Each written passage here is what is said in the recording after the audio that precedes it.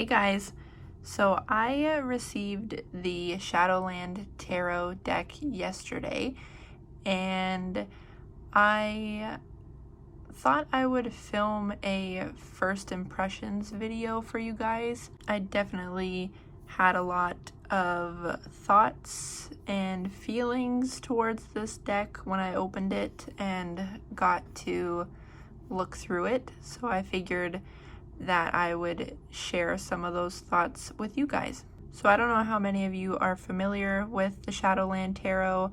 I was not familiar with it whatsoever until a couple of days ago when I seen it online somewhere and it caught my attention and I wanted to find out more about it. I started doing some research on the cards because that's something that I like to do. If I feel drawn to and connected to a deck, I will do a little bit more research on it before purchasing it, just to, make sure that there actually is sort of like a connection there and not just I liked a few cards and that was it, if that makes sense. But it didn't take me long to purchase it on Amazon, and it was actually the most that I've spent on a deck so far. But I feel like it was well worth it. So right off the bat, I was very impressed with the packaging. The box is very, very sturdy and durable. I definitely feel like the cards and the guidebook are safe in this box. And I actually did a deck unboxing and flip through video yesterday, so it's up on my channel if you want to watch that. And get more of an in-depth look at the packaging, the guidebook, and the cards. So for this video, I'm just going to be talking about my first impressions of the deck. And if you want more of a deeper look at it, you can go and watch that video. I will link it somewhere in this one if you want to go and check it out. So yeah, very pleased with the box that it comes in. So this deck is actually used more so for shadow work. It doesn't have to be, but that's kind of its intended purpose. And shadow work actually is something that I haven't attempted to do yet. I don't know, I just felt like I haven't been in the right mindset to try out shadow work recently. But I am definitely open to giving it a shot at some point, and maybe this deck will be the one that comes along for the ride with me. So this is actually the first deck that I own with gilded edges, and I'm not entirely sure of how I feel about them. Yeah, they look cool, but I don't know, I've heard some things about how they sort of wear off over time, and I just hope that it doesn't look too bad if that does happen. But it's definitely something that I kind of have to get used to. I thought the card stock was really good. They're nice and thick cards. They were a bit sticky when I first opened it, so I had to peel them all apart, but I know from experience with other decks that kind of have a similar stock feel and like matte finish to them, that they will eventually over time, like the more you use them, they become easier to use and it's more smooth to use. So I'm definitely not worried about that. And for the card backings, it's not my favorite backing, but I feel like it 100% fits the theme of the deck. And I really love how it's reversible. That's always a major plus for me when I purchase decks. And then looking at the artwork of the cards, the imagery definitely gives off like a creepy sort of feel, but I feel like it's kind of like creepy cute in a way. Like I look at these cards and I get the sense that the little creatures or monsters, whatever you want to call them, are kind of like, like your buddies or your friends in a way. and I love the watercolors that are used. I think that is a really, really nice touch. It's definitely not something that I have seen often. So even though the characters in the imagery are a bit odd, I still feel like with the colors that are used, it still gives off a very like warm and friendly feel. I never even thought that I would own a deck like this with this kind of imagery, just because it's not usually my style, but there was just something about this deck that was calling me, and I don't know, maybe it is just because when I do see these characters, I still get like a friendly vibe from them, so maybe that's the reason why I made an exception for this deck. I'm not sure, but it is, yeah, it's definitely one that I wouldn't have thought I would have in my collection. There were a few cards that stuck out that I kind of want to talk about with you guys. One of those being the Death card. So I like how within this Death card we have this little person sitting here in an eggshell, and it's as if he's just hatched. And all of us readers know that the Death card doesn't just symbolize like the end of something or death itself.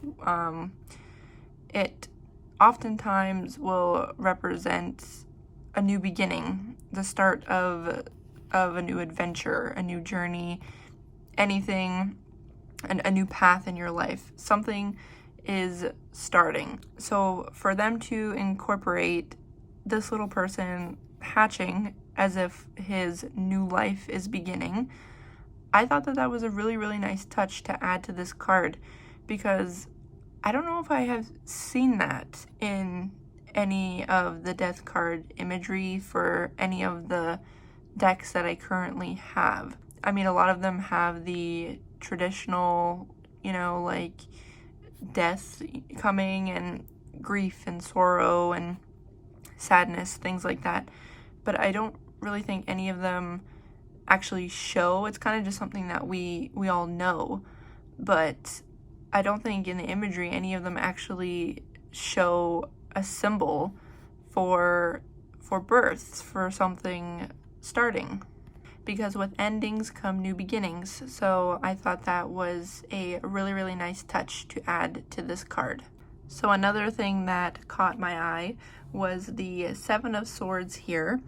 So we have our little, almost like a voodoo doll character here, kind of. He has all these arrows in his arms, and he's almost like running away from this sad looking voodoo doll in the back here who's been pierced by a few arrows, and maybe that was from this guy here. So maybe in this card, this is you. Maybe this guy here is representing something going on in your life at that moment. And then if we switch on over to the Ten of Swords, now we're kind of just focusing on the sad little voodoo doll guy in the back with the two arrows, but now he's loaded with arrows. And now I almost get the feeling that now this is you with this card. And it's almost as if like it's showing you how things can change, you know, how the tables can turn. And one minute you're in one situation and the next you're in something completely different, and maybe even something totally unexpected.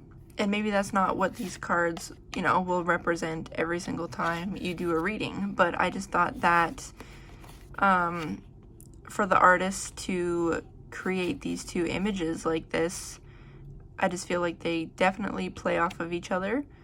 And once again, I thought that that was a really clever idea. And then the last card I'm going to talk about is the Three of Swords. This one's kind of, I find this one like really cute and clever.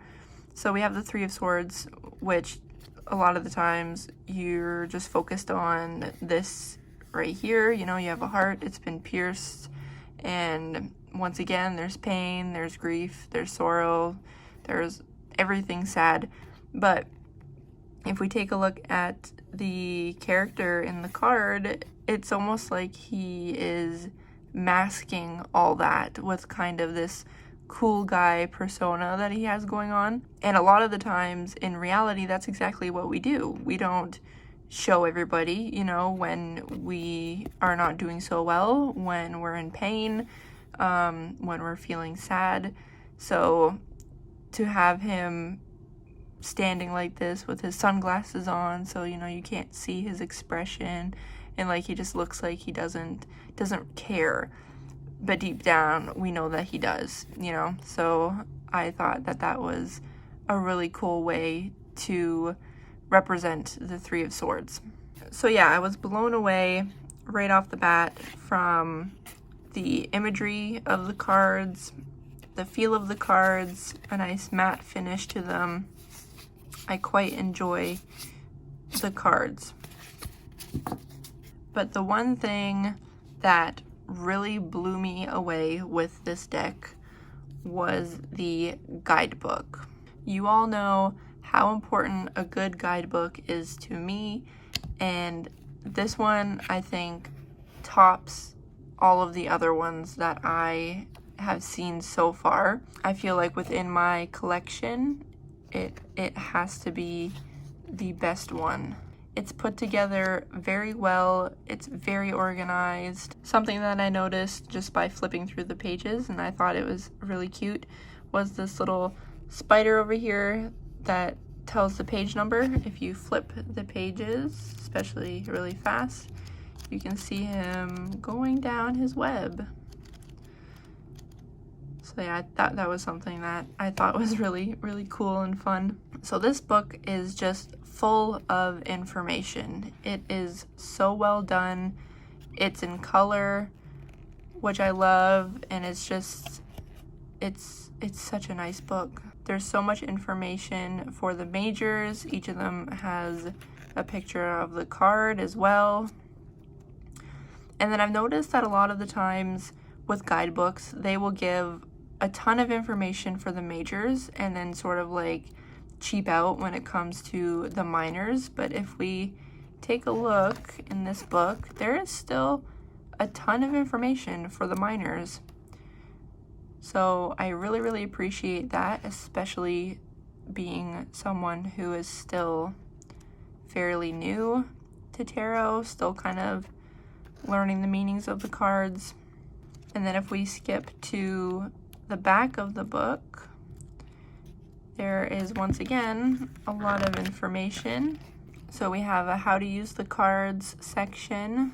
There's even a timing your readings section, which I don't think I have seen in any of my other guidebooks. How to ask questions, symbolism, and then it goes on to talk about the minors. So this is, in my opinion, a really, really good book for a beginner. So I actually just sat down and read this book. Not all of it, but I started reading it. And that was the first time that I've actually done that with a guidebook when I wasn't in the middle of using the cards as well. Because I was just so excited to jump right into it and absorb all of this information. And there's even a tarot question and answer section at the back. And I don't think I have seen that before. And then a little conclusion and a bit about the author and artist. So yeah, this is a stunning guidebook. Hands down, the best one I have in my collection so far, and I feel like it is definitely going to be hard to beat. So overall, first impressions of the Shadowland Tarot deck, I think this is a stunning, beautiful deck, and there isn't really anything negative I have to say about it. I'm very, very excited to try using it for actual shadow work, and I feel like maybe that's even the reason why I was called to purchase this deck, was to have it sort of be that nudge that I need to actually get me to do some shadow work. So in a weird sort of way, this deck still represents the original RWS symbolism, and because of that, I feel like it would be a good deck for a beginner, and especially because of that guidebook, and for a beginner who really wants to focus on learning the traditional meanings of the cards. That guidebook is going to be a huge help. It is written very well and in a way that is easy to understand for a newbie, but like I say, what works for me may not work for you, and vice versa. So you kind of have to do what I do your research, see, what works for you, what doesn't. So yeah, I am very pleased with this purchase. I am excited to have the Shadowland Tarot deck a part of my collection, and I'm looking forward to doing lots of readings with this deck as well. So there you have it. Those were my first impressions of the Shadowland Tarot deck. If you feel like sticking around a little bit longer, and if you haven't already, please feel free to subscribe, because I would greatly appreciate it. So yeah, thank you so much for watching this video. I hope you enjoyed it, and I shall see you in the next one.